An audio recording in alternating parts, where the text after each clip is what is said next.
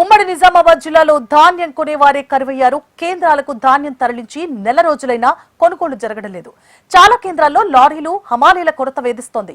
కాంటాల్లో జాప్యంతో అధిక ఉష్ణోగ్రతలకు వడ్లు బరువు తగ్గుతున్నాయని రైతులు వాపోతున్నారు. ప్రభుత్వం స్పందించి ధాన్యం కొనుగోళ్లలో వేగం పెంచాలంటున్నారు రైతులు.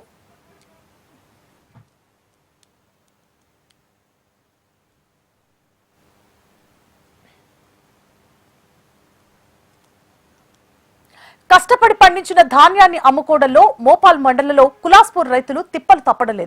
సన్నరకం ధాన్యం కొనుగోళ్లు మందకొడిగా సాగుతున్నాయి. అయితే దొడ్లు రకం వడ్లను కొనడంలో తీవ్ర జాప్యం జరుగుతోంది. దొడ్డు రకం ధాన్యం కాంటా వేసి నెల రోజులు గడుస్తున్నా కొనుగోలు కేంద్రాల వద్దే ఉన్నాయి. దొడ్డు రకం ధాన్యాన్ని లోడ్ చేసేందుకు లారీలు రావడం లేదంటున్నారు. దొడ్డు రకం ధాన్యం పండించవద్దని ప్రభుత్వం ముందే చెబితే పంట వేసేవారమే కాదని రైతులు అంటున్నారు. ఈ పాటికి మాకు ధాన్యం ఇక్కడ రోడ్ల మీదే ఉన్నది. ఎలాంటి ధాన్యం బస్తాలు లేపడం లేదు. మేము రైతులం ఎక్కడ దాకా పోతాం? చిట్ట చివరి నాటి సొసైటీ దాకా వెళ్తాం. మాకు ఏ ప్రభుత్వ అధికారులు గుర్తుండదు, మాకు ఎవరు గుర్తుంటారు. రైతులం ఖాళీ వెళ్ళేది సొసైటీ వరకు. మేము అవసరమైతే ఒక ఎమ్మెల్యే గారికి చెప్తాం, అవసరమైతే ఒక ఎంఆర్ఓ గారికి చెప్తాం. అంతే తప్ప మా రైతులకు మాత్రం కలెక్టర్ దాకా మేము వెళ్ళలేము. మాకు వెళ్ళే పరిస్థితి లేదు. అలాగని మేము ఒకటే దయచేసి మా కులాస్పూర్ గ్రామంలో ఈ సంవత్సరం మేము దొడ్డు మాత్రం పెట్టింది వాస్తవమే. కంపల్సరీ లేపాలని మేము గవర్నమెంట్ని విజ్ఞప్తి చేస్తున్నాం. ఇవి లేకపోతే మాత్రం ఈ వారం రోజుల్లో ఏమైనా వర్షాలు పడ్డాయనుకో మా కులాస్పూర్ నుంచి కొన్ని లక్షల పంట నష్టపోతుంది. మాకు ఉన్నది బతుకు తెరువు ఇదే. మాకు వేరే బిజినెస్ లేవు. మేము వ్యవసాయం నమ్ముకునే బతాం. అందుకనే గవర్నమెంట్కి ఒకటే విజ్ఞప్తి, మా కులాస్పూర్ రైతాంగాన్ని కాపాడుకోవాలా. అలాగే మా రైతాంగాన్ని ఎక్కడున్నా రైతాంగాన్ని కాపాడుకునే చెప్పేసి రేపు రైతు లేని రాజ్యం లేదని అంటారు.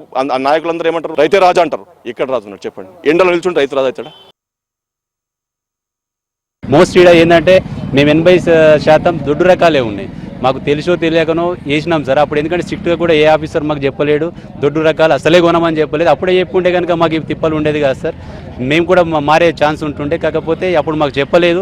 ఇప్పుడు ఆల్రెడీ పంట చేతికి వచ్చిన తర్వాత ఇలాంటి ఇబ్బందులు చేస్తున్నారు. కాబట్టి ఈ ఇబ్బందులు చేస్తే ఎవరికి చెప్పుకోవాలో ఎక్కడికి వెళ్ళాలో తెలియని పరిస్థితి. వర్షాలు కనుక పడితే ఇక్కడ ఏ గింజ కూడా బయటకు వచ్చే పరిస్థితి ఉండదు సార్. ఇక్కడ నుంచి చూడండి, మీరు అక్కడ దాకా చూస్తే మొత్తం ఇటు ఫిల్ అయిపోయింది, క్రాప్ మొత్తం ఉంది. ఇదంతా కోసి ఎక్కడ పోవాలా? ఇప్పటికి ఒక్క లారీ కులాస్పూర్ నుంచి పోయలేదు సార్. మొత్తం దొడ్డు రకమే ఉంది. ఈ దొడ్డు రకాన్ని తక్షణమే ప్రభుత్వం కానీ అధికారులు కానీ చర్య తీసుకొని తొందరగా మాకు అలాట్మెంట్ తీసుకుంటారా, ఏం తీసుకుంటారా, ఆ చర్చలు ఎక్కడ జరుపుతారు? చర్చలు జరిపే పరిస్థితులు అయితే రైతులు ఉండరు సార్ ఎప్పుడే. కానీ మా బాధ మీ దగ్గర దాకా తీసుకొచ్చినప్పుడు దానికి పరిష్కారం మీరు లేంకి మాకు వీలైనంత తొందరగా ఇక్కడ నుంచి అడ్డు లేపే ప్రయత్నం చేయమని మా తరఫున రిక్వెస్ట్ చేస్తున్నాం. ధాన్యం కొనుగోలు కేంద్రాల్లో ధాన్యం రాసులు కుప్పలు తెప్పలుగా పేరుకుపోతున్నాయి. అధిక ఉష్ణోగ్రతలు నమోదవుతున్న నేపథ్యంలో ధాన్యంలో తేమ సమస్య ఉండదు. ధాన్యం ఆరబెట్టిన 1-2 రోజుల్లో నిబంధనల ప్రకారం ఉండాల్సిన 17% తేమ కంటే తక్కువే ఉంటుంది. అయినా సెంటర్ నిర్వాహకులు ధాన్యం కొనుగోలు చేయడం లేదని రైతులు ఆగ్రహం వ్యక్తం చేస్తున్నారు. పరిస్థితి ఇలాగే కొనసాగితే చేతికందిన ధాన్యం ఒక్క వర్షం పడితే తడిసి ముద్దవుతుందని రైతులు ఆందోళన చెందుతున్నారు. నిత్యం ఉదయం నుంచి సాయంత్రం వరకు భగభగమనే ఎండలో ధాన్యాన్ని ఆరబెడుతున్నారు. సాయంత్రం ఆకాశంలో చోటు చేసుకుంటున్న మార్పులు ఆందోళన కలిగిస్తున్నాయి. అనుకున్న సమయానికి కొనుగోలు పూర్తి చేస్తారా లేదా అనే అనుమానాలు కలుగుతున్నాయి. మొత్తం మీద అడ్లు కొనుగోలు రకం బంద్ అయిపోయింది. దొడ్డు రకం వడ్లు మొత్తం కొనుగోలు చేస్తలేరు. అదిగా కొద్దిగా సన్న రకం తీసుకెళ్లారు కానీ దొడ్డు రకం అయితే మొత్తం కొనే పరిస్థితి లేదు. ఎవరు వచ్చి స్పందించడం లేదు. ఎక్కడ అక్కడనే ఉన్న నెల రోజులు అవుతుంది క్రాప్ కోసి అడ్లన్నీ కుప్పలు చేసి పెట్టేసినాము. మ్యాచ్ అవుట్ అయిపోతున్నాయి సార్. ఎండలు తీవ్రంగా కొడుతున్నాయి. మాకు జాబులు అంటే ఇవే జాబులు సార్. మాకు వేరే జాబులు లేవు. మేము వ్యవసాయం మీద ఆధారపడే వాళ్ళం.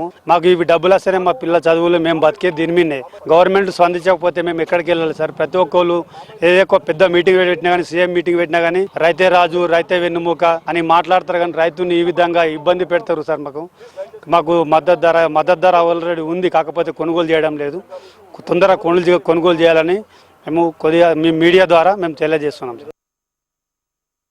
ఇరుడు సన్న బియ్యం పెట్టినా, ఇరుడు సన్న బియ్యం కొంటాడు, ఇసరి తోటి కొనా అంటాడు. ఇవే బాధ ఉన్నది అన్న. ఏం బాధ చెప్పరాకుండా అయిపోయింది అన్న. అసలు గోస అంటే గోస ఉన్నది. 23 రోజులు అన్న.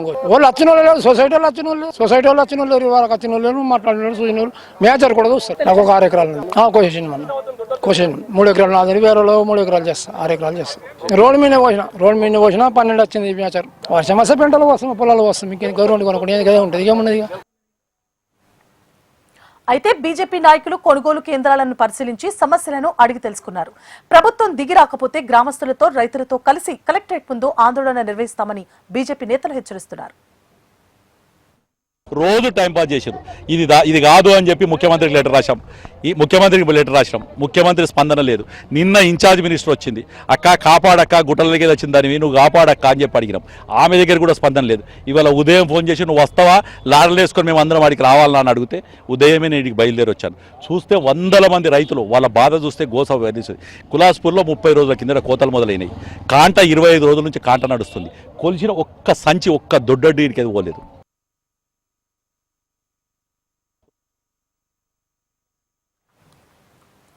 ఇప్పటికైనా ప్రజాప్రతినిధులు, అధికారులు కొనుగోలు ప్రక్రియను వేగవంతం చేసి రైతులను ఇబ్బందుల నుండి కాపాడాలని వేడుకుంటున్నారు.